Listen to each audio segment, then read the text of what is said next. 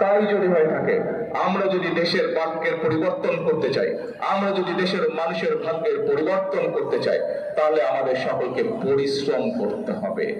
সরকারের যেমন দায়িত্ব আছে জনগণের ভাগ্যের পরিবর্তনের জন্য উন্নয়ন কাজ করা, সরকারের যেমন ভাগ্য আছে দেশের ভবিষ্যৎ সন্তানদের জন্য শিক্ষার ব্যবস্থা করা, সরকারের যেমন দায়িত্ব আছে দেশের নারীদের নিরাপত্তা নিশ্চিত এবং কিভাবে নারীদেরকে ক্ষমতায়ন করা যায় তার ব্যবস্থা করা, সরকারের যেমন দায়িত্ব আছে দেশের মানুষের জন্য নিরাপদ ব্যবস্থা করা, ঠিক একইভাবে জনগণকেও তাদের কিছু দায়িত্ব পালন করতে হবে। কারণ এই জনগণ নিয়ে বাংলাদেশ, কোন সরকার নিয়ে শুধু বাংলাদেশ না, কোন দল নিয়ে শুধু বাংলাদেশ না, কোন ব্যক্তি বা পরিবার নিয়ে বাংলাদেশ না।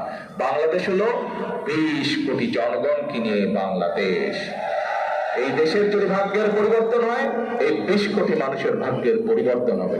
এই দেশের 20 কোটি মানুষের যদি ভাগ্যের পরিবর্তন হয়, তাহলে এখন দেশের মানুষের ভাগ্যের পরিবর্তন করতে সম্ভব হবে।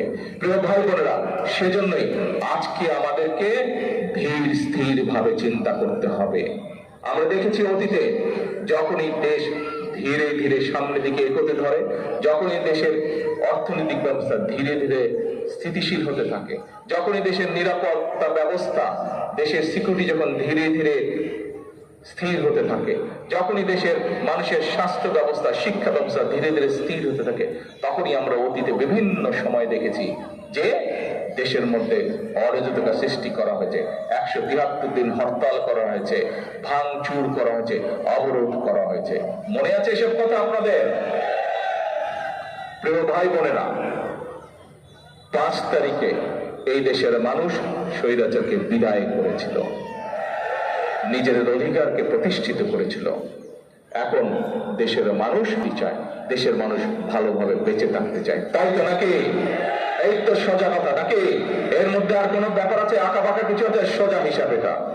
তাহলে আমাদের সকলকে চোখ কান খোলা রাখতে হবে। বর্তমান সরকার আপনাদের জন্য কাজ করছে, দেশের জন্য কাজ করছে। এই যে আমরা একটা ফ্যামিলি কার্ড আজকে দিলাম, এখানে সব ধরনের মানুষ পেয়েছে না? সব ধরনের মানুষ পেয়েছে তো? আচ্ছা, তার মানে কি দাঁড়ালো? আমরা সরকার জনগণের অর্থ দিয়ে জনগণের জন্য কাজ করতে চায়।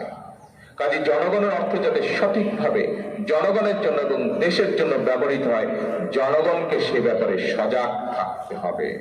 আজকে অতীতে যেমন আমরা দেখেছি, বলেছিল বিএনপিকে এক মুহূর্ত শান্তিতে থাকতে দেওয়া যাবে না। আজকে আবার দেখছি বিএনপির বিরুদ্ধে